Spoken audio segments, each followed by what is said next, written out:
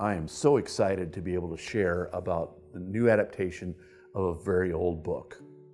No doubt, many people have heard of Pilgrim's Progress by John Bunyan. It's the gold standard in Christian allegories because it's never been out of print in 300 years.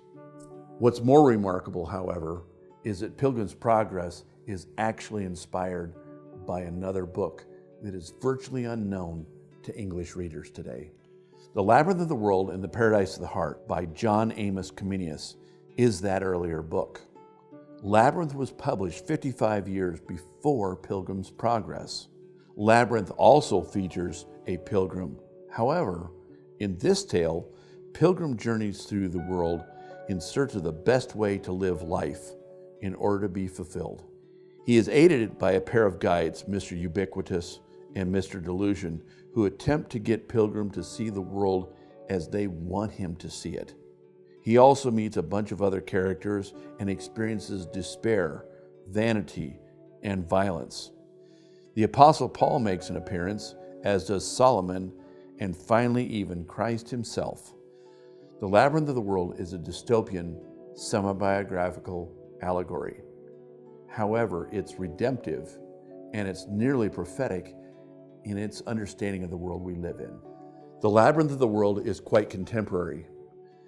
Comenius, the author, lost his entire family to the plague, and his world was being ripped apart by the political and religious factions fighting in the 30 Years' War. Now, I want you to have a preview of this book.